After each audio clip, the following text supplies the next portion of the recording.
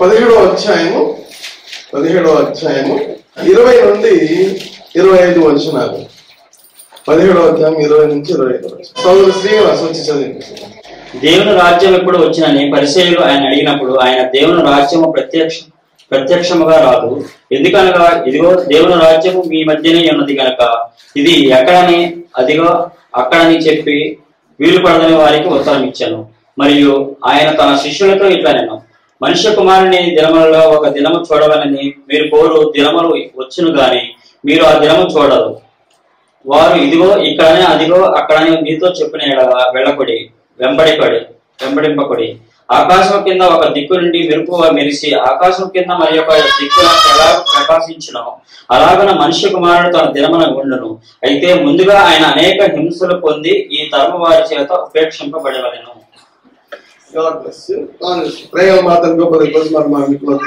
మాట్లాడి దర్శించండి. మీ మాట మాకు వెలుగుంపండి, మా చెవులను తెరవండి, మనం దర్శించమని యేసు నామమున పెట్టి వేడుకొంచున్నాము. ఆమేన్. పిల్లరా, ఆఖరి దినం వచ్చినా మనకు భయం కలగడం అది చాలా విచారకరమైన విషయం. అట్లే ఉంటారంట. అది కూడా ఒక ప్రవచనమే. ఇది ఆఖరి దినం నిర్లక్ష్యంగా ఉండడం కూడా అది కూడా ప్రవచనం. కానీ అందులో మనం ఉండడం భయంకరం. అది ఆఖరి దినముల్లో ప్రభు అంటాడు, ఈ భూమి మీద విశ్వాసం నేను కనుగొందునా అంటే విశ్వాసం కూడా అలా తయారైపోతారు. నిర్లక్ష్యం వచ్చేసి ప్రేమను కోల్పోయి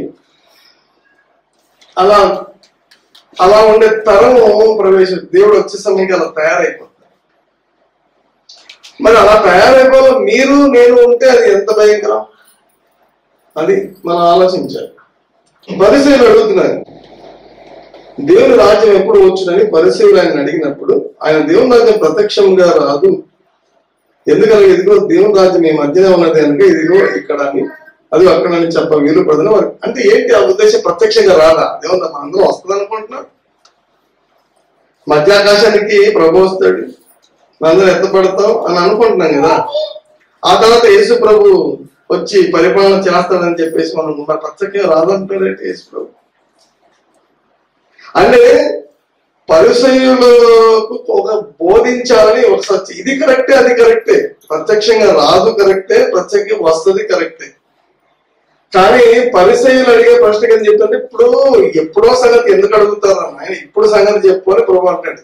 మరి ఇప్పుడే సరిగా లేరు, అప్పుడు సంగతి ఎప్పుడో రాజ్యం గురించి ఎందుకు అడుగుతారు? ఇప్పుడు మీ పరిస్థితి ఏంటి?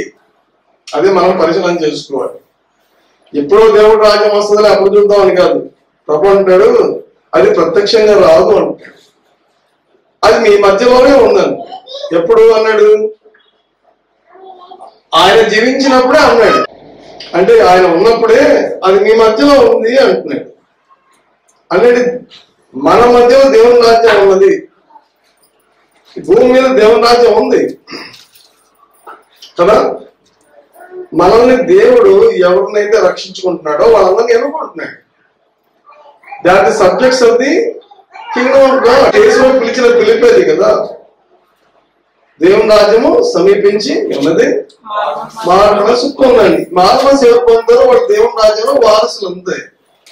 అంటే ప్రభు మన మధ్యలో ఉన్నాడు. దేవుని రాజ్యం బాగా చూడాలంటే సంఘానికి రావాలి. ఇక కనీసం ఎక్కువ శాతం పరలోకానికి వెళ్ళే వాళ్ళు ఉంటారు. అందరం చెప్పలేము. 100% ఏ సంఘంలో ఎవరు బాబాయ్ ఆ మిగిలిన 2% వెళ్ళని వల్ల నేను ఉంటానేమని భయపడి మారవలసి పొందండి. ఎవరన్నా వెళ్ళని పరిస్థితి ఉంటే సంఘాలు ఇప్పుడు కూర్చున్న వాళ్ళందరూ పరలోకానికి వెళ్తారు అని అనుకోలేము. కొంతమంది నరకానికి వెళ్ళే టీంలో ఉంటారు. ఆ నరకానికి వెళ్ళే టీం ఇప్పుడన్నా భయపడండి. ఎవరున్నారో వాళ్ళకే తెలుసు ఏ పరిస్థితులు ఉన్నారో, దేవునికి దూరంగా ఉన్నారేమో. దేవుని రాజ్యంలోనికి వెళ్ళాలంటే ముందు ఇక్కడ నువ్వు దేవుని రాజ్యంలో ఉంటేనే అక్కడ వెళ్తావు. ప్రభు సన్నిధి నీ హృదయంలో ఉండాలి. మన పౌరసత్వం ఎక్కడుందంటే ఈ లోకం కాదు. వాళ్ళందరూ కలిపితే దేవుని రాజ్యం. అందుకే ఇక్కడ అక్కడ ఉందని చెప్పడానో అక్కడ ఉందని చెప్పడానికి వీలు లేదు. అది అంతటా ఉంది, మీ మధ్యలోనే ఉంది.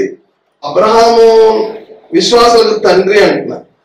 అబ్రహాం గర్భంలో నుండి ఇస్సాకు రావడం, ఇస్సాకు గర్భం నుండి యాకోబు, 12 ట్రైబ్స్, ఆ తర్వాత ఇజ్రాయేల్ దేశం.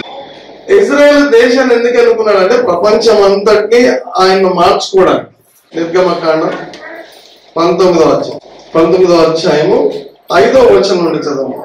5 నుంచి 6. మీరు నా మాట శ్రద్ధగా విని కాగా మీరు నా మాట శ్రద్ధగా విని నా నిబంధన అనుసరించి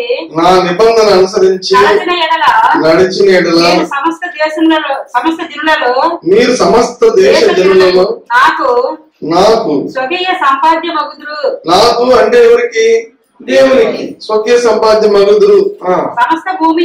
సమస్త భూమియు నాదే కదా. మీరు నాకు యాజక రూపమైన రాజ్యముగాను పరిశుద్ధమైన జలముగాను చెప్పుము. చూసారా, ఇది మనకి ఇలాంటి వచనాలు ఎక్కడ కనబడతాయి? కొత్త నిబంధనలు ఉన్నాయి. ఎక్కడ కనబడతాయి? 1 పేతురు 2వ అధ్యాయంలో కనబడతాయి. అంటే 1 పేతురు 2వ అధ్యాయం మనకు దేవుడు ఇవ్వకముందే ఇశ్రాయేలుకి ఆజ్ఞ ఇచ్చాడు. మనం ఏమై ఉండాలని దేవుడు మనల్ని ఈ దినం ఆశిస్తున్నాడో ఆ దినం ఇజ్రాయెల్ అలా ఉండమని ఆశించాడు. అందుకే ఒక ప్రత్యేకంగా జనాంగాన్ని చేసుకున్నది. ఎందుకంటే వాళ్ళు ఏదో దేవుడి ఆశీర్వాదాన్ని అనుభవించి అద్భుతంగా జీవించడం కోసం కాదు. నిన్ను నన్ను కూడా పిలిచింది మన కొరకు కాదు. అర్థమైందా? దేవుడు మనల్ని లోకానికి పంపడానికి, అందరికీ స్వార్థ చెప్పడం కోసం మనల్ని కన్నాడు. అందుకు మనం దేవుని రాజ్యం. హల్లెలూయా. కాబట్టి మనల్ని ఆయన పిలిచింది. అందుకే చక్కగా 1 పేతురులో ఇది సరే 1 పేతురుకి వెళ్ళక ముందు ఇది చూద్దాం మళ్ళీ ఒకసారి. కాగా మీరు నా మాట శ్రద్ధగా విని, అంటే బాగా నా మాటలు విని నా నిబంధన అనుసరించి నడిచిన ఎడల, ఇదో కండిషన్. ఆయన నిబంధన అనుసరించి మనం నడవాలి. ఆయన మాటలు వినాలి, నిబంధన అనుసరించి నడవాలి. నిబంధన అంటే ఏంటి? మనం ఆయన చేసిన ఒడంబడిక దేంతో చేశాడు? ఇప్పుడు అప్పుడంటే పాత నిబంధనలు బలులతో చేశాడు. కొత్త నిబంధనలు దేంతో చేశాడు? తన రక్తంతో చేశాడు. ఆ రక్తం యొక్క నిబంధన అనుసరించి నడుచుకోవడం అంటే ఏంటి? ఆయన ఏం చెప్పాడు, ఎలా జీవించమని చెప్పాడు, ఆ నిబంధన ఇన్న రక్తంతో ఆయన కడుగుతాను. అంటే దేవుడు ఇట్లా ఒడంబడిక చేశాడు. ఇట్లా మన పండుగను పిలుతాం. పండుగను పిలిస్తే మీకు అర్థమైంది. కెమెరాలో కనపడతాను లేదు కెమెరా. మా ఇద్దరి మధ్య నిబంధన ఉందయ్యా. ఈయన దగ్గర ఒక 10 సెంట్ల ల్యాండ్ ఉంది, 10 కోట్ల రూపాయలు. నేను నీకు 1 కోటి ఇస్తాను. నిబంధన, మన ఇద్దరి మధ్య నిబంధన. నువ్వు నాకు 10 కోట్ల ల్యాండ్ నాకు రెడీ చేసి ఉంచారు. మా ఇద్దరు నిబంధన అంటే నా తరఫున చేసేది ఉంది, నీ తరఫున ఇద్దరికి ఉంది కదా. నేనేమో 1 కోటి రూపాయలు ఊరికి, ఇప్పుడు మన 10 కోట్లు 1 కోటి రూపాయలు 10 కోట్లు ఇవ్వాలి, అదే నిబంధన. అప్పుడు నువ్వేమన్నాడు? 10 కోట్లు ఇచ్చినా నేను ఇస్తలే అంటావు కదా. 1 కోటి ఇస్తాడా? 10 కోట్లు. కాబట్టి అట్లా చేసుకోవాలంటే నీకు రక్తంగా నీకు ఇచ్చాను, నేను చేయాల్సింది చేశాను. నీ నుంచి నేను ఎక్స్పెక్టేషన్ చేస్తాను. ఏంటంటే నేనేం చెప్తాను చేయాలి. ఏం చెప్తాను నేనంటే, నువ్వు సమస్త భూమి నాదే, అక్కడికి వెళ్ళి నా వాక్యం మీరు యాజక రూపమైన రాజ్యముగా ఉండి సమస్త జనులకు సువార్త ప్రకటించాలి. అది నా నిబంధన. కూర్చో. వాడు అడుక్కోవడం కాదు. ఇప్పుడు అడుక్కునే క్రైస్తవులు ఎక్కువ ఉన్నారు. 99% అడుక్కునే వాళ్ళే. నాకు అది ఇస్తావా ప్రభా, ఇది ఇస్తావా, ఇంతే. డబ్బులు ఇస్తావా, ఉద్యోగం ఇస్తా, అది ఇస్తే ప్రమోషన్ ఇస్తా, ప్రమోషన్ ఇస్తే ఇల్లు ఇస్తా, ఇల్లు ఇస్తే ఇది తెగదు తెల్లవారు నీ కోరికలకి, నీ అవసరాలకు తెల్లదుదా. మళ్ళీ కొడుకులు పుడుతుంది. వాళ్ళ కొడుకు మళ్ళీ వాడు చదువు ఇంజనీరు, కలెక్టరు, డాక్టరు అయిపో. వాడితో మళ్ళీ మనకి పెళ్లి, ఆ పెళ్లి అయితే అక్కడ అయిపోతే పిల్లలు, మళ్ళీ పిల్లలు మనకి ఆశలు పంపకాలు. ఎక్కడ ఆగవు, మనకి అవసరాలు ఆగవు. దాని కొరకు పిల్లలే దేవుడు అంటే అవి ఇవ్వడానా? అవి నథింగ్ దేవుడికి. కానీ నువ్వు దాని కొరకు పరిగెడుతుంది ఇవ్వడం. అది ఎందుకు ఇవ్వట్లేదంటే నువ్వు దాని కొరకు పరిగెడుతున్నావు. స్వార్థపర క్రైస్తవుడుగా మారావు కాబట్టి నీకు దొరకట్లేదు. అడగక పోయినావు నీకు ఇస్తాడు. అడగక మునిపే నీ అక్కలకు తెలిసిన దేవుడు అని బైబిల్ చక్కగా రాయబడింది. అడగక మునిపే అడిగిన దానికంటే ఊహించని అత్యధికంగా అనుగ్రహించే దేవుడు ఆయన. అలాంటి దేవుడు నీవు మాత్రం ఆ అక్కర్ల కోసం పరిగెడితే మాత్రం దేవుడికి నీవు అసహ్యంగా ఉంటావు. నిన్ను చూసి ఉమ్మేస్తాడు. ఎంతసేపు అవసరాల కోసమే దేవుడు చర్చిలోకి వచ్చిన అవసరాలే, ఇంట్లో ప్రార్థన వంగిన అవసరాలే. ఎంతసేపు నీ సోది అంటారు కదా, నీ సోది, నీ చింత, నీ బాధ, ఇది చెప్పొద్దు. దేవుడికి తెలుసు. కొంతమంది చెప్పమంటే చేస్తాడంత ప్రార్థన చేస్తాడు, అంత అన్ని కలుగుతాయి. ఆటో ఎక్కింది, బస్సు దిగింది, అలా ఏడ్చింది, ఎక్కింది, మూలిగింది, నక్కబడింది, పడుకోలేదు, అన్ని కలిపి ప్రార్థన. దేవా ఇలా చేస్తే ఇలా చేయి, దేవుడికి ఐడియాలు ఇస్తారు. అంటే ఈ ఉద్దేశం నెరవేర్చమని. నేను చూసాను ఒక ఆయన అయితే, ప్రభా నేను అక్కడికి వెళ్ళినప్పుడు వాళ్ళతో నువ్వు మాట్లాడి ప్రభా అది ఇప్పించి గొప్ప కార్యం చేయి ప్రభా, వాళ్ళు ఇప్పించకపోతే నేను చాలా బాధపడతాను. ఎందుకు నువ్వు చెప్పుకోవాలా? దేవుడికి తెలియదా? నువ్వు కూర్చొనే తెలియదా? బస్సు ఎక్కే తెలియదా? కింద పడే తెలియదు? అన్ని తెలుసు దేవుడు. నువ్వు పుట్టకంలో కింద పడతావని తెలుసు దేవుడు. దేవుడు ఖచ్చితంగా తెలుసు. దేవుడు తెలియకుండా జరగట్లేదు. కాబట్టి పిల్లరా, మనం దాని కొరకు పరిగెడితే అవి దొరకవు. దెబ్బలు తింటాం. దెబ్బలు తిని తిని ముసలోడైనాక అప్పుడు వైరాగ్యం మొదలైంది. అప్పుడు యవన ప్రయాణం వైరాగ్యం తెచ్చుకోండి. ముసలోడైనాక ఇప్పుడు ఒంట్లో శక్తి ఉండగానే నువ్వు ఒక వైరాగ్యలాగా ఉండాలి. నాకేం వద్దు, నాకు నువ్వు కావాలి, అంతే, నీ సేవ చేస్తాను. దేవుడు ఇశ్రాయేలు రప్పించినందుకు ఇల్లు ఖాళీ చేయమన్నాడు. బానిసలుగా చేసి వాళ్ళ బతుకులు చూశాడు, బానిస బతుకుల్లో పెట్టాడు. వాళ్ళు అసహ్యం అయిపోవాలి జీవితం. ఆ జీవితం అసహ్యం, నాకు ఈ బానిస బతుకొద్దు, నేను రాజు. అందుకని దేవుడు బానిసలలో ఉన్న ఇశ్రాయేలీయులను బయటికి రప్పించి వాళ్ళు రాజుగా చేశాడు. బానిస బతుకేంటో చూపించాడు దేవుడు. మీ జీవితం ఇది అని చూపించాడు. బానిసలో నుంచి మొర పెట్టడం నేర్పించాడు. వాళ్ళు బానిస బతుకులో విసిగి మొర పెట్టడానికి వాళ్ళు మొదలు పెట్టారు. మొర పెట్టినప్పుడు దేవుడు ఆ మొరను విన్నాడు. విని మోషేను పంపాడు, సలక్షకుని పంపాడు. మోషే ద్వారా విడుదల చేశాడు. గొప్ప వాగ్దానాలు ఇచ్చాడు. వాళ్ళకు కనాను దేశాన్ని ఇస్తాను వాగ్దానం చేశాడు. కానీ మధ్యలో కూడా వాళ్ళు చెడిపోయారు. వాళ్ళకి ఇచ్చిన విషయం ఇది, దర్శనం ఇది ఏంటంటే, నా స్వకీయ సంపాద్యం, నా ఆస్తి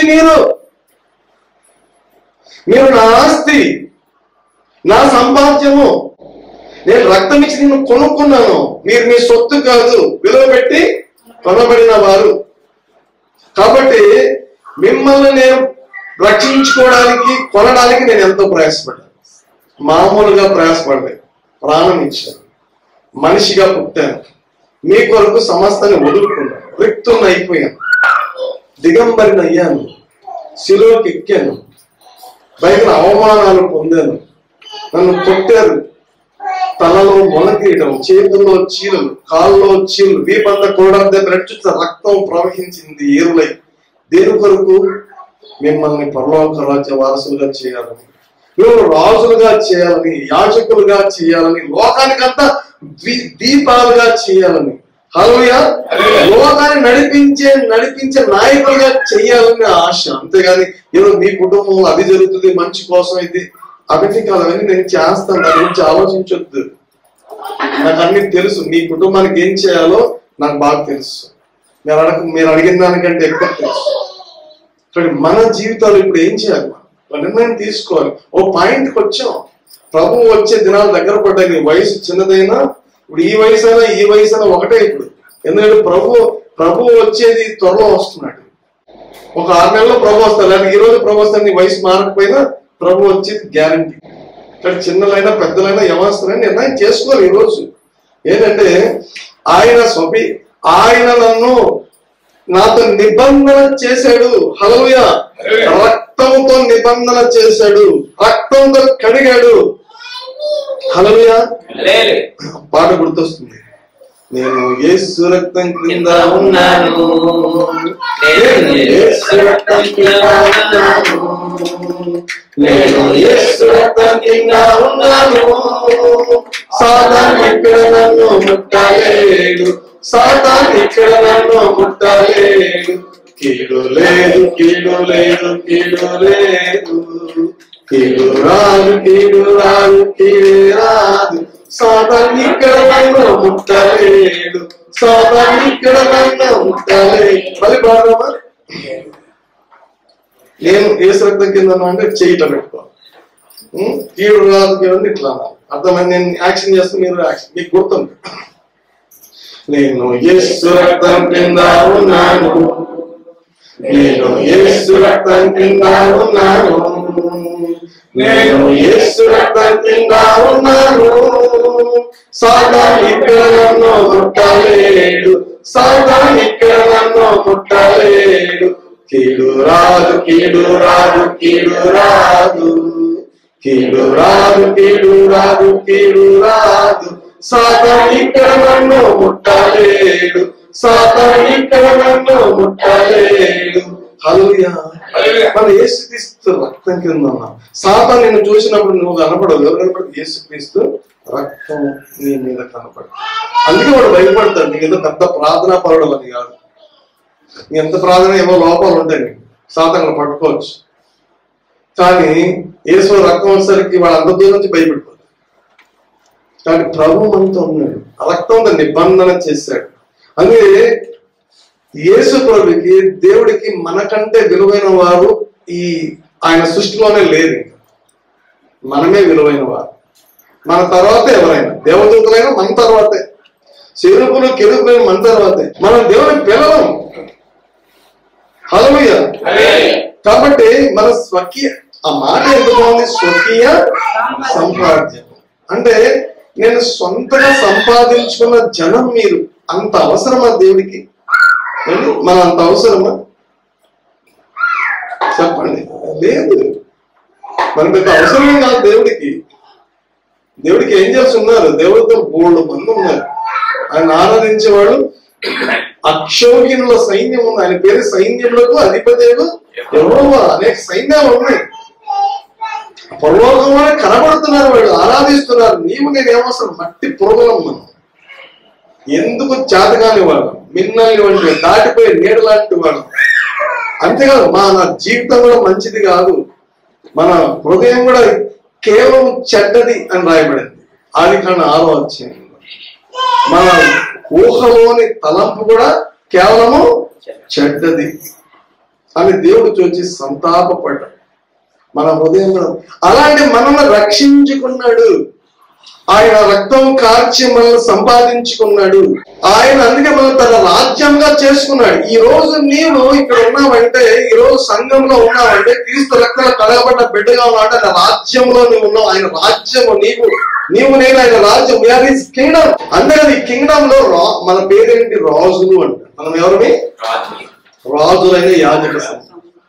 మీరు 1 పేతురు 2వ అధ్యాయం 9వ వచనం 10వ వచనం చదవండి. 1 పేతురు. అయితే చూడండి, ఒక్కొక్క మాట చూద్దాం. అయితే మీరు చీకటిలో నుండి ఆశ్చర్యకరమైన తన వెలుగులోనికి మిమ్మల్ని పిలిచిన వాని అక్కడ ఆపుతాం. మిమ్మల్ని ఎట్లా పిలిచాడు? ఎక్కడ నుండి? చీకట్లో నుండి ఆశ్చర్యకరమైన తన వెలుగులోనికి మిమ్మల్ని పిలిచిన వాడు ఉన్నాడు. ఎవరైనా? యేసుక్రీస్తు. పిలిచిన వాని ఆయన గుణాతిశయములు ఎంతో గొప్పవి. ఇంత అందని చెప్పడానికి లేవు. ఎన్నో గుణాతిశయములు ఉన్నాయి. ఆయన సత్యవంతుడు, ఆయన ప్రేమామయుడు, న్యాయాధిపతి, న్యాయమూర్తి. అంతేకాదు సర్వంతర్యామి, సర్వశక్తిమంతుడు, సర్వజ్ఞాని, ఆశ్చర్యకరుడు, అద్భుతకరుడు, ఆలోచనకర్త, నిత్యుడగు తండ్రి. ఆయన పేరుకు పొదువ లేదు. ఆకాశ మహాకాశాలు పట్టదాన్ని గొప్ప దేవుడు. ఆయన సర్వ శరీరులకు దేవుడు. దేవతలందరికి పైన మహాత్యం గల మహారాజు. రాజులకు రాజు, ప్రభులకు ప్రభు, బలవంతుడైన దేవుడు. ఎలోహీం అంటే ఆయన పేరు. ఎలోహం చాలా చాలా ప్రశస్తమైన నామం. అది ఎలోహీం అంటే. ఎలోహీం అంటే ఆయన, మీకు ఒక మాట చెప్పాలంటే బైబిల్లోనే ఉంది. అది నా హోమపత్రికలో ఎంత శక్తిమంతుడు అంటే ఆయన లేని లాభం నుంచి ఉన్నట్టు పిలిచేవాడు. ఏంటంటే చెప్పండి. అంటే ఇప్పుడు లేదు, సడన్ గా చేస్తాడు. కాబట్టి బాగా వినాలి. కాబట్టి ఇది అద్భుతమైన దేవుడు. అందుకే ఆయన లేని చోట ఉన్నట్టు పిలుస్తారు కాబట్టి శాశ్వతంగా ఉంటది అనమాట. శాశ్వతంగా ఉండదు అంటే లేని దాన్ని ఉన్నట్టుగా పిలిచే దేవుడు. ఆయన కలువు కాలని భూమి అయింది. ఏమైనా మ్యాజిక్ గా? భూమి మ్యాజిక్ గా చెప్పండి. మ్యాజిక్ అయితే అప్పుడే కలిగిపోదు కదా. వేల వేల సంవత్సరాలు భూమి ఉంటుంది. హల్లెలూయా. కాబట్టి ఉన్నట్టుగా అంటే లేని చోట ఉన్నట్టుగా పిలుచువాడు, మృతులను సజీవులుగా లేపువాడు. ఈ రెండు శక్తులు ఎవరికి లేవు. మిగతా శక్తి సాతానికి ఉంది, కానీ చనిపోయిన దాన్ని లేపలేడు సాతానుడు, లేని చోట ఉన్నట్టుగా పిలవలేడు సాతాను. అది ఎలోహీం అంటే మన దేవుడి నామము ఘనమైన నామం, అద్భుత నామం లేదు. ఇంకా మనం డిస్కస్ పెడితే అన్యులతో కూడా ఎవరు వాదించలేరు ఈ దేవుని నామాలు తలుచుకుంటే. అంత అద్భుతమైన నామం ఆయన అంటున్నాడు, నా స్వకీయ సంపాద్యం అంటాడు. అంటే ఎంత నీకు ఘనత, ఎంత ప్రివిలేజ్ నీకు, ఎంత ఆధిక్యత మనకు. అలాంటి ఆయన పిల్లలు అయిపోయాం మనం. కాబట్టి పిల్లల ఆయన యాజకరమైన రాజ్యంగా చేస్తున్నాడు. అంతేకాదు ఒకప్పుడు మీరు దేవుని ప్రజ కాదు అని ఇప్పుడు మీరు దేవుని ప్రజలైతే పరిశుద్ధ జనం అంటున్నాడు. అంతేకాదు అసలు ఆ నామాలు ఏంటంటే ఇలాంటి మంచి ఏర్పరచబడిన వంశం అంట. చాలా విచిత్రం, మనం చాలా ఈజీ కొట్టేస్తున్నాం. ఏర్పరచబడిన వంశం అంట. మనం ఒక ప్రత్యేక వంశము, రాజుల యాజక సమూహం. ఇది మన పేర్లు. ఇంకా అడిగితే పరిశుద్ధ జనం నేను, ఇంకా అడిగితే దేవుని ప్రజ, అలా ఇంకా అడిగితే స్వకీయ సంపాద్యం దేవుడి. ఇది మన పేరు. కాబట్టి మన పేరు వాళ్ళకి అర్థం కాదు. వాళ్ళు నశించిన జనాంగం, వాళ్ళ చీకటి ఆ చీకటి మన ఆశ్చర్యమైన వెలుగులోకి మనం వచ్చాం. చీకటి నుండి ఎక్కడికి వచ్చాం మనం? మరి అప్లికేషన్ ఎక్కడ నింపుతున్నాం? చీకటిలో నింపుతున్నాం. కాబట్టి వాళ్ళకి అర్థం కాదు. ఆ రాజ్యం మన మధ్యలో ఉన్నది. ఎంతమంది ప్రభువు నమ్ముకున్నారు? ఇక్కడ నమ్ముకొని భాషను తీసుకున్న వాళ్ళని చేయలేదండి. మీరు దేవుని రాజ్యంలో ఉన్నారు, మీరు దేవుని ప్రజ, మీరు దేవుని పిల్లలు. ఇదే దేవుని రాజ్యం. మీ మధ్యలో దేవుడు ఉన్నాడు, మన మధ్యలో ఉన్నాడు. మనం సంఘము శాసిస్తే ఏమైనా జరగాల్సింది. కాబట్టి మనకు దేవుడు అద్భుతమైన శక్తి ఇచ్చాడు, అద్భుతమైన ఘనత ఇచ్చాడు. మనకి ఆశ్చర్యకరమైన దేవుడు మనతో ఉన్నాడు. మనం ఆయన పిల్లలుగా చేసుకున్నాడు. ఎంత సంతోషం ఉందా మీకు లేదా? ఎంత ఎంత ఆనందం, ఎంత ఎంత ఆనందం,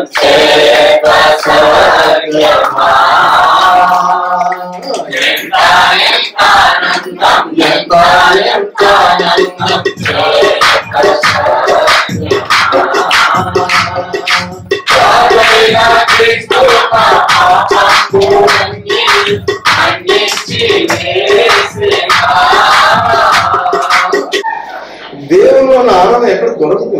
మీరు ప్రయత్నం చేసి చూడండి, ఎక్కడ లేదు. అందుకనే సొలొమోను కూడా పక్క రూట్లోకి వెళ్ళాడు. అన్ని రూట్లు తిరిగి చివరికి వచ్చి మళ్ళీ దేవుడు అన్ని వెళ్తాం మనందరం వెళ్ళి మళ్ళీ వెళ్దాం అనుకుంటా ముందే మనం గుర్తు తెచ్చుకోవాలి. సొలొమోను వెళ్ళాడు, అయిపోయింది. ఆయన సాక్ష్యం ఎందుకు పెట్టాడు? మళ్ళీ పక్క రూట్లోకి వెళ్ళకుండా మళ్ళీ ఆయన వెళ్ళాడు. మనం వెళ్తే ప్రయోజనం ఏందని ముందు వెళ్ళాడు కదా, అయిపోయింది కదా. వెళ్దాం అన్నాడా? అయిపోయిందా? ఇంకెందుకు? మన దేవుని రాజ్యం అని తెలుసా? మన దేవుని రాజ్యం ప్రత్యక్షంగా లేవు. లోకానికి ప్రత్యేకంగా కనపడం కానీ సైతానికి కనపడతాం. సైతాన్ని చూడగానే ప్రపంచంలో మనందరం లైట్ బల్బులా వెళ్తూ ఉంటాం. అంటే we are the children of God, we are the kingdom of God. కాబట్టి అందుకనే ప్రభు చెప్పాడు, లోకాలకి వెళ్ళండి, 17వ అధ్యాయంలోకి వెళ్ళండి. త్వరగా ముగించుకుందాం. మరో వారం దీని గురించి పూర్తి చేసుకుందాం. ఈ రోజు ప్రత్యక్షంగా లేని రాజ్యం చూద్దాం. వచ్చాము ప్రత్యక్షంగా ఉన్న రాజ్యం గురించి ఆలోచించాం. 21-17 ఇదిగో దేవుని రాజ్యం మీ మధ్యలో ఉన్నది కనుక ఇదిగో అక్కడ ఇక్కడ అని చెప్ప వీలు పడదని వారికి ఉత్తరం. రాజ్యం మన మధ్యలోనే ఉంది. అందుకనే సంఘము ఇద్దరు ముగ్గురైనా సరే మనం కలిసి ప్రార్థించినప్పుడు గొప్ప కార్యాలు జరుగుతాయి. సంఘం కలిసి ప్రార్థన చేసినప్పుడు ఆశ్చర్యాలు జరుగుతాయి. ఇప్పుడు సౌత్ కొరియా అనే దేశంలో మరి వాళ్ళందరూ ప్రార్థించడాన్ని బట్టి ఆ దేశం క్రైస్తవ దేశంగా మారిపోయింది తెలుసా. అంటే చాలా శ్రమలు వచ్చాయి ముందు. బుద్ధ దేశం అది, బౌద్ధులు, మరి అన్యులు, ఇంక వేరే మతాలు ఉన్నాయి. వాళ్ళందరూ చాలా బాధలు పెట్టారు క్రైస్తవులు మొట్టమొదట స్టార్టింగ్ లో. కానీ వాళ్ళు ఉపవాస ప్రార్థన నేర్చుకున్నారు, ఉదయకాల ప్రార్థన నేర్చుకున్నారు. బుధవారం రమ్మంటే రారు. ఎందుకు అందరు రారు? తిని ఎందుకు పడుకొని నిద్రపోవాలి 5 గంటల వరకు? లేవచ్చు కదా 5 గంటలకి. ప్రతి ఇంట్లో 5 గంటలు. ఈ దినం జూమ్ అలవాటు. జూమ్ లేకపోతే ఫోన్ చేయండి, మాకు ఫోన్ గ్రూప్ కాల్స్ ఇస్తాం. ఉదయం రండి. అసలు చర్చికి రమ్మంటే అసలు చర్చికి రావాలి. యాక్చువల్ గా మనకి ఇప్పుడు జూమ్ ఒకటి వచ్చింది, కోవిడ్ వచ్చి ఒకటి తగిలించి వెళ్ళిపోయింది. ఏంటది? జూమ్ తగిలింది. పెద్దానికి జూమ్. ఆ జూమ్ పడుకున్నారో తెలియదు, కూర్చోవడం తెలియదు. ఒకసారి అమ్మ శుద్ధించండి అంటే పడుకొని ఉంటారు ఖచ్చితంగా. శుద్ధించి అమ్మ అంటే స్వరం ఏమి ఉండదు. అక్కడే మనం ఉంటుంది ఆడియో వీడియో కట్ నల్లగా ఉంటుంది అంటే పేరు మాత్రం కనపడుతుంది. ఇలాంటి సంస్కృతిలోకి వచ్చాం. దేవుడు అంటే లెక్కలేదు, దేవుడు భయం లేదు, అసలు డిసిప్లిన్. దేవుడు అంటే ఎవరికి కేర్ లేదు అసలు. అందరికంటే చీప్ దేవుడు అయిపోయి చులకన. దేవుడు అంటే చాలా చులకన. మిగతా బయట పరిగెడుతుంది. నీ పేరెంట్స్ దగ్గరికి ఎలా ఉంటుంది, ఉద్యోగం పోతే లేకపోతే టైంకి లేకపోతే ఉద్యోగం పోతుంది, పరిగెడతారు. ట్రైన్ వెళ్ళిపోతే మీకోసం ఉండదు, ట్రైన్ పరిగెడతారు. ట్రైన్ ఎందుకు దేవుని సన్నిధి అంటే నిర్లక్ష్యం. దేవుడు అంతే నీ అనుదిన ప్రార్థన ఎందుకు ఉదయం లేవలేకపోతున్నాం. 5 గంటలు బుధవారం శుక్రవారం సరిగా రాదు, బుధవారం సరిగా రాదు. కాబట్టి నీ అనుదిన ప్రార్థన ఎట్లా ఉంటాయి? అసలు ఆర్గ్యమానం చేస్తున్నావా, ప్రార్థన చేసుకుంటున్నావా, ఆయన శుద్ధిస్తున్నావా, వాక్యం చదువుకుంటున్నావా? దేవుడు అడుగుతున్నాడు. ఆయన రాజ్యం కనపడాలి. దేవుని ఆయన రాజ్యం అయి ఉంటే దేవాది దేవుడు ఆ రాజు రాజులకు రాజు రాగానే మనం అందరూ ఎలా కనపడాలి? ప్రార్థిస్తూనే నేను వేకువనే ప్రార్థనతో కాచి ఉందును అంటాడు దావీదు 5వ కీర్తన. పడక నుంచి లేవగానే అసలు దావీదు మనసత్వం ఏంటో పడకలో కూడా ఆయన గురించి ధ్యానిస్తాడంట. మీరు పడుకున్నప్పుడు ధ్యానించారు ఎప్పుడన్నా? మీ కష్టాలు ధ్యానించుకుంటారు. ఉదయం ఏం చేయాలి దాని గురించి ధ్యానిస్తారు. రాత్రి పడుకునే టైంలో అలా పడకెళ్తాను దేవుని గురించి ఒక వాక్యం చదివి దాన్ని ధ్యానిస్తారు. అలా నిద్రలోకి వెళ్ళిపోండి, దేవుడు దర్శనం ఇస్తాడు. ఇదిగో మన వాక్యం చదవని రాత్రి దాని అర్థం ఏమిటి అని కాదు. పిల్లల దేవుని రాజ్యంగా మనం ఎలా బతకాలి అది పరిశీలనతో చెప్పాడు. పరిశీలన రాబోయే రాజ్యం గురించి ఎందుకు ఆలోచిస్తారు? ఇప్పుడున్న రాజ్యంలో ఉన్నాం. అసలు మనలో దేవుని రాజ్యం ఉంది. మనందరం కొద్దిసేపటికి చర్చి నుంచి బయటకు వెళ్ళిపోతాం, లోపల కలిసిపోతాం. మనం ఎక్కడున్నా సరే దేవుని రాజ్యం సభ్యులు మనం. హల్లెలూయా. సంఘానికి ఆ శక్తి దేవుడు ఇచ్చాడు. మీరు సౌత్ కొరియా గురించి చెప్తున్నాను కదా, సౌత్ కొరియాలో సంఘం ప్రార్థన చేస్తే పనులు అవుతాయంట. తెలుసా? సంఘంలో పవర్ఫుల్ అయితే ప్రార్థనను బట్టి వాడు దేవుని రాజ్యం కాబట్టి. మీకు ఏదో చెప్పుకుంటారు కానీ మళ్ళీ ఎగ్జాంపుల్ చాలా ప్రాముఖ్యమైనది. ఒలింపిక్స్ సౌత్ కొరియాలో సియోలో జరిగి ఇప్పుడు కాదు, దాదాపు 20-30 ఏళ్ల క్రితమే జరిగాయి సియోలో ఒలింపిక్స్. అది జరగకుండా చేయాలి. నార్త్ కొరియా వాడు టెర్రరిస్టులను పంపించి చాలా దావాలను సృష్టిస్తున్నాడు సౌత్ కొరియా. ఇంకా మిగతా దేశంలో భయపడి రాలేమంటున్నారు. అప్పుడు అందులో ఉన్న ప్రెసిడెంట్ అందరూ సైనికులు పెట్టి ఎంత ప్రయత్నం చేసినా ఆగిపోవట్లేదు. అప్పుడు ఆయన ఫోన్ చేశాడు ఎవరికి? పాలియాంగిచు 11 లక్షల సంఘం. పాలియాంగిచు గారు మీరు ప్రార్థన చేయమంటే పెద్ద స్టేడియంలో దాదాపు 20 లక్షలు, మిగతా సంఘాలు ఒక 20 లక్షల మంది స్టేడియంలో ప్రార్థన చేయగల మనసటి నుంచి ఒక్క టెర్రరిస్ట్ యాక్టివిటీ లేదు. అంటే సంఘం కంట్రోల్ చేస్తున్నాడు, రాజు కంట్రోల్ చేస్తున్నాడు. సంఘానికి శక్తి ఇచ్చాడు, మనం ఉపయోగించుకోవట్లేదు. మనం నలుగురైనా ప్రార్థన చేయగలిగితే, ఉపవాస ప్రార్థన చేస్తూ దేవుని సన్నిధిలో గడిపితే సంఘానికి ఆ శక్తి దేవుడు జనరేట్ చేస్తాడు. We are the kingdom of God. మనం దేవుని రాజ్యం. అదే పరిశీలనతో చెప్తున్నాడు. మీ మధ్యలో ఉంది చూడండి, మీ మధ్యలో ఎవరు ఉన్నారు? అప్పుడు యేసుప్రభు ఉన్నాడు. యేసుప్రభు ఎవరు చుట్టూ ఎవరున్నారు? శిష్యులు ఉన్నారు. అంతేకాకుండా సీకర్స్ చాలా మంది ఫాలో అవుతున్నారు. చాలా మంది స్త్రీలు, వాళ్ళ పేర్లు లేవు. చాలా మంది స్త్రీలు, చాలా మంది ఫాలో అవుతున్నారు, 100 మంది ఫాలో అవుతున్నారు. వీళ్ళందరూ దేవునికి కింగ్డమ్ అన్నమాట.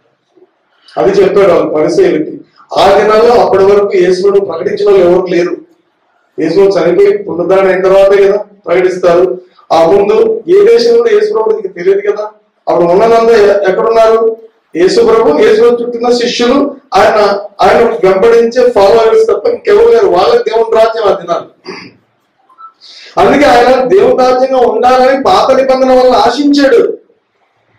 అంటే యేసు ప్రభు కంటే ముందు ఇజ్రాయెల్ దేశం ఉంది. ఇజ్రాయెల్ దేశాన్ని అలా ఉండమని కోరాడు, వాళ్ళు ఉండలేకపోయారు. ఇందాక చదివా కదా నిర్గమకాండంలో 19వ అధ్యాయంలో, మీరు నాకు స్వకీయ సంపాద్యం లేదా అన్నాడు, మీరు యాజక రూపమైన రాజ్యం అన్నాడు. అంటే ఆయన అర్థం ఏంటంటే ఇప్పుడు మనం చేసే పని ఆ దినం ఇశ్రాయేలు చేసి ఉండాలి అని దేవుడు కోరుకున్నాడు. అంటే ఏంటి? వీళ్ళు ఈ కింగ్డమ్ గా ఉన్న వీళ్ళు ప్రవక్తలుగా ఉండి అనేక రాజ్యాలకు దేవుడి గురించి పరిచయం చేయాలని దేవుడు కోరుకున్నాడు. వీళ్ళు పరిచయం చేయకపోగా దేవుని మీదే తిరుగుబాటు చేశారు. మనం పాత నిబంధన అంతా చూస్తే ఇశ్రాయేలు తిరుగుబాటు స్టోరీ కనబడుతుంది. తిరుగుబాటు చేశారు, విగ్రహాలు పూజించారు, భయంకరంగా దేవుణ్ణి అవమానం చేశారు, దేవుని మాట వినలేదు.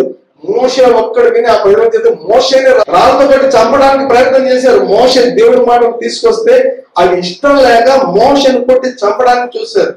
ప్రజలు తిరుగుబాటు చేశారు. దేవుడి ఉద్దేశం అంటే మోషేకు దేవుడు కొన్ని మాటలు చెప్పాడు, ఆ మాటలు ప్రజలకు చెప్పాడు. ప్రజలు ఆ మాటలు విని ఆ మాటలు లోకానికి చెప్పాలి. హల్లెలూయా. మనం ఇక్కడ ఎందుకు వచ్చామంటే మనం విని ఎవరికి చెప్పాలి? మాట లోకానికి చెప్పాలి. లోకానికి చెప్పడం అవును ఇక్కడ ఇంత జ్ఞానం ఉందని ప్రజలకు తెలుస్తుంది, వీళ్ళ దగ్గర ఇంత జ్ఞానం ఉంది, దేవుడు మాట్లాడుతున్నాడు, దేవుడు గొప్ప కార్యాలు చేస్తాడు వాళ్ళ జీవితాల్లో. మనం యేసుక్రీస్తు సువార్త ప్రకటించబద్ధమై ఉన్నాము. ఆయన రక్తం గురించిన వార్త ప్రశస్తమైంది. ఏ ఒక్కరైనా సరే లోపడేది ఎప్పుడంటే క్రీస్తు రక్తం. నేను నా జీవితంలో ఇప్పుడు ఎన్ని దాదాపు 30-40 సంవత్సరాల కాలం నేను చూశాను. యేసుక్రీస్తు రక్తం గురించి చెప్పినప్పుడు లోబడిన వాళ్ళే లేదు. చెప్పవలసిన రీతిలో చెప్తే చాలా మంది, కొన్ని వందల మంది, వేల వచ్చి చెప్పాను, పర్సనల్ గా చెప్పాను, గుంపులో చెప్పాను. యేసుక్రీస్తు రక్తం గురించి ప్రకటించినప్పుడు ఎవరైనా వండుతారు. యేసుక్రీస్తు రక్తం అంత ప్రభావం ఉన్నది.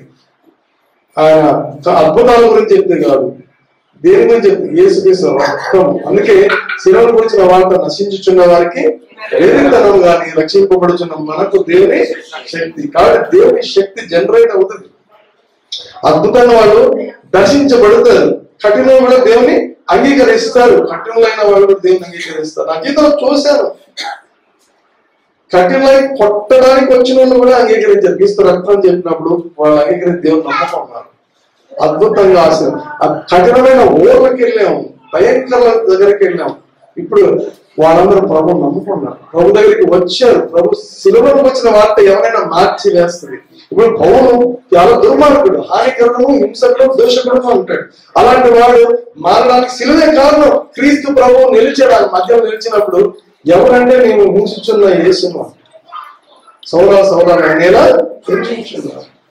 ఎప్పుడైతే శిలువలో మన జీవితం, శిలువ అంటే శిలువ లేదు, శిలువ వేయబడిన క్రీస్తు, ఆ వార్త మన జీవితంలో గొప్ప. మీరందరూ మారంటే ఆ వార్తనే కదా, ఇంకేముంది అన్నారు కదా. మీరందరూ ప్రభు హృదయం ఇచ్చారంటే శిలువ వచ్చిన వార్త చెప్పిన తర్వాతే. శిలువ వచ్చిందంటే శిలువ వేయబడిన క్రీస్తుని గురించిన మాటలు చెప్పినప్పుడే మీరు మార్పు జరిగింది. నేను ఒక ఊరికి వెళ్ళాను, ఎక్కడంటే మన అరకు దాటి సోమ అంటారు. సోమ అనేది మీకు ఐడియా ఉంది, మా బ్రదర్ రామూర్తి బ్రదర్ తెలిసి ఉంటుంది సోమ ఎక్కడ ఉందో. అలా ఇప్పుడు ఏమైనా ట్రాన్స్పోర్ట్ ఉండదు. కానీ మా టైంలో నేను 30 ఏళ్ల క్రితం వెళ్ళాను, పాల్ గారు నేను వెళ్ళాము. స్కూటర్ ఒక 4-5 కిలోమీటర్లు వెళ్ళి ఆ తర్వాత నడుచుకుంటూ వెళ్ళాలి. నడుచుకొని కొండ చివర సడన్ గా లోయ వస్తుంది.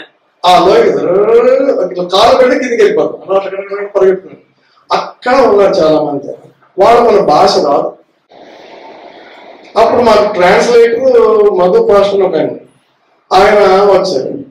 అప్పుడు పాల్ గారు నేను పాల్ గారు నువ్వు వాక్యం చెప్పు. ఏం చెప్పాలా ప్రభువా, నీ ప్రేమ గురించి చెప్తాను. దేవుడు లోకం ఎంతో ప్రేమించిన కాగా తన అతిథి కుమారుడు పుట్టినవాడని విశ్వసించేవాడు నశింపుగా విజయం పొందినట్లు ఆయన అనుగ్రహించాను అనే మాట తీసుకున్నాను. దేవుడు ఎంత ప్రేమించాడో దాని గురించి చెప్పాను. ఆయన ప్రేమ చెప్తుంటే అది చీకటి, ప్రతి ఒక్కరి కళ్ళలో కన్నీరు కారిపోతుంది. అందరూ ఒక్కరు కాదు, ఎవ్రీబడి వాస్ క్రైయింగ్.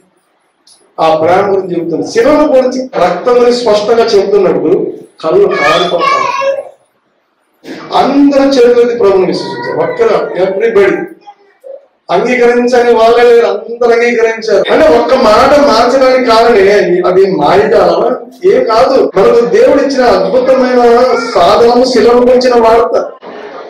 ఈ రాజ్యములకు రాజు చేసిన కార్యాన్ని చెప్పడమే. మన ఈ రాజ్యములకు రాజు కార్యం చేశాడు. రాజైన యేసు తన ప్రాణం పెట్టాడన్న సంగతి ఇతరులకు చెబితే ఆ ఇతరుల కార్యం జరుగుతుంది. ఎవరైనా ఉదయిస్తారు, ఎందుకు ఇచ్చాడు, ఎందుకు ఇవ్వాల్సి వచ్చింది ప్రభు. అది పరిసయ్యులతో ప్రభు చెబుతున్నాడు, పరిసయ్యులారా మీ మధ్యలోనే రాజ్యం వచ్చింది, ఆ రాజు మీ మధ్యలోనే ఉన్నాడు. మీ కళ్ళు తెరవబడును కాక ప్రభు, మీ కళ్ళు తెరిస్తే చూస్తారు. మనం ఆధ్యాత్మిక కళ్ళతో చూస్తే మన మధ్య దేవుని రాజ్యాన్ని చూస్తాం, ప్రభు నడవడం చూస్తాం. నా జీవితంలో చూస్తున్నాను, నేను ఇప్పుడు చూస్తున్నాను, నా హృదయంలో అనుభవిస్తాను, దేవుని ఆత్మలో ప్రవహించడానికి చూస్తున్నాను. అందుకే నా స్వాధీనంలో ఉన్నాను. నేను అలా వెళ్ళిపోతా ఉంటుంది. మళ్ళీ మామూలు అలాంటి ప్రసంగం ముగించిన తర్వాత ప్రభు మనల్ని అలా ప్రేమిస్తున్నాడు. ఆయన రాజ్యమైన మనం ఆయన రక్షణ ఇవ్వడమే కాకుండా మనకేమిచ్చాడు చెప్పండి? పరిశుద్ధాత్మతో అభిషేకం. ఎఫ్ఎస్సి ప్రకారం 1:13-14 వచనాలను చూసి హోలీ స్పిరిట్ గురించి రాయబడి పరిశుద్ధాత్మ సంచకరము దేవుడు ఇచ్చాడు మనకు. పరిశుద్ధాత్మను మనకు డిపాజిట్ గా ఇచ్చాడు. ఇది గొప్ప వరం. దేవుడు ప్రతి ఒక్కరికి పరిశుద్ధాత్మను ఇవ్వడం అనేది ఒక అద్భుతం కదా. మన స్తోమత ఏంటి, మన శక్తి ఏంటి, మన భక్తి ఏంటి, మన వరం అసలు ఆయనకి ఇవ్వాలండి. పరిశుద్ధాత్మ మనలో నివేశించడం ఏంటి? ఆయనకి ఇష్టమైంది. ఎప్పుడైతే ప్రభు దగ్గరకు వచ్చామో రక్తం కడగాలని ప్రార్థన చేస్తామో రక్తం దగ్గర పరిశుద్ధాత్మ మనలోకి వచ్చేస్తున్నాడు. పరిశుద్ధాత్మ ఆలయమని మీరు ఎదుగురా అంటున్నాడు. Don't you know that you are the temple of the Holy ghost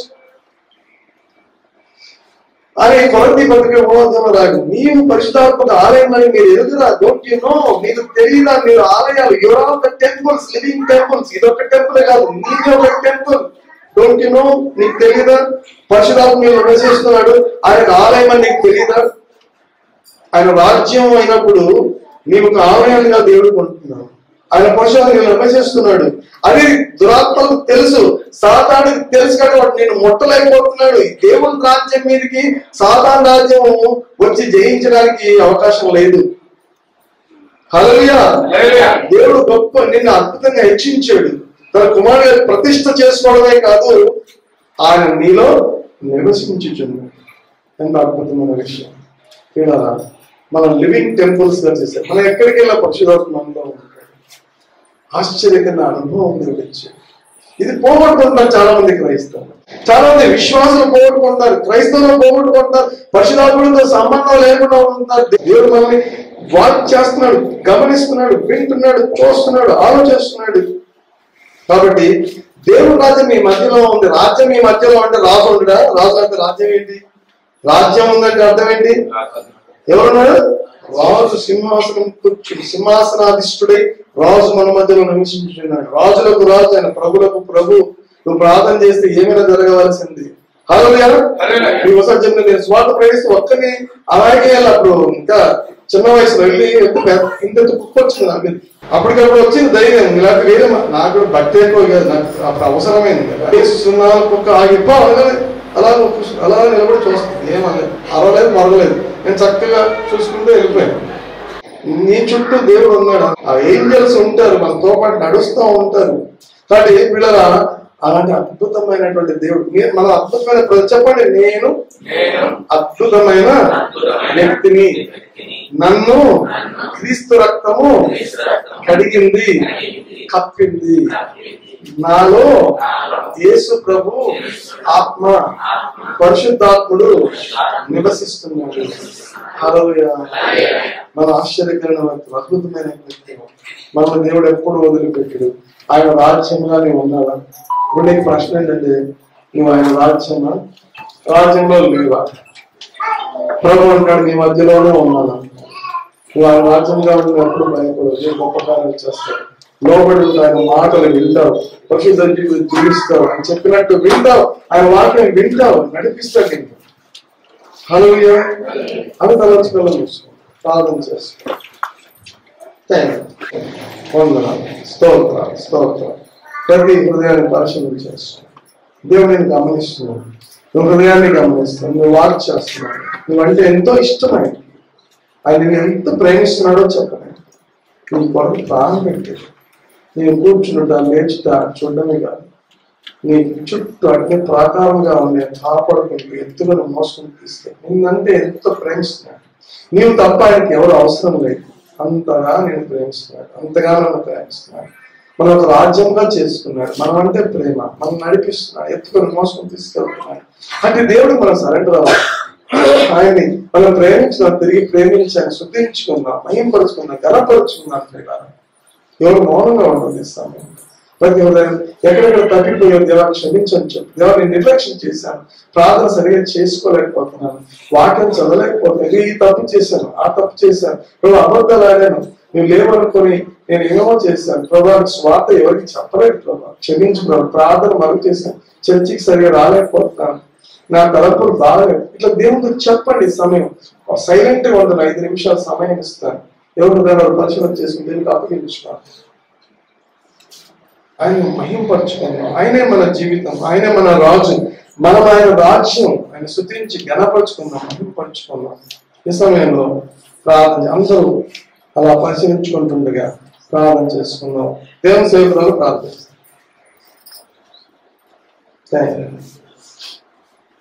మహాపరిశుద్ధమైన తండ్రి, మీకు వందనాలు, స్తుతులు, స్తోత్రాలు.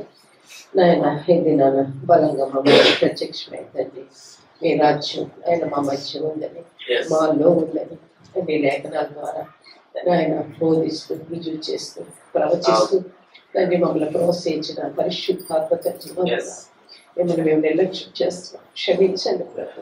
మీరు లేనిది మేము లేవు ప్రభు. సజీవుడిగా మానవుడికి మాట్లాడుతూ అనాథులుగా మమ్మల్ని వదులుకుండా మమ్మల్ని నడిపిస్తున్న తండ్రి, దేవా సహోదరు బోధిస్తున్న దేవుడి, పాపము నీతి ఒప్పిస్తూ చేస్తున్న దేవుడి ప్రభు.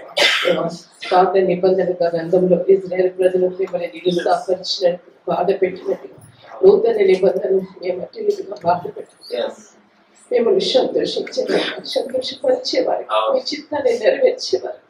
నూతన నిబంధన పాత నిబంధన కన్నా ఇది రక్త నిబంధన అయ్యా, శ్రేష్టమైన నిబంధన. నిష్ప్రయోజకులు మమ్మల్ని మీరు ఎలా ప్రేమించారు, ఎలా హత్తుకున్నారు, ఎలాంటి ప్రొటెక్షన్ ఇచ్చారు, ఎలాంటి ఎస్కార్ట్ ఇచ్చారు అన్ని మీరు తెలియజేస్తారు. అవును ప్రభా, మీ కొరకు మేము జీవిస్తాం, మిమ్మల్ని మేము ప్రకటిస్తాం తండ్రి. అనేక మంది చీకట్లో ఉన్నవారిని ఆశ్చర్యకరమైన వెలుగులోకి నడిపించడానికి తండ్రి మమ్మల్ని అందరినీ రాయిత పరిచి కొలతలైన పరిశుద్ధరించి ఫలాలతో నింపి వాడుకుంటానని లేఖనాల ద్వారా కనపరిచినందుకు, బయలుపరిచేసినందుకు మీకు వందనాలు. మమ్మల్ని అందరూ మీ చేతులకు అప్పగించుకుంటూ ఈ మెసేజ్ ప్రతి ఒక్కరి హృదయంలో ముద్రించి ఆ వాక్య ప్రకారం జీవించడానికి శక్తిని, సామర్థ్యాన్ని, జ్ఞానాన్ని, అభిషేకాన్ని దయచేసి నడిపించమని యేసు పరిశుద్ధ నామములో వేడుకుంటున్నాం తండ్రి.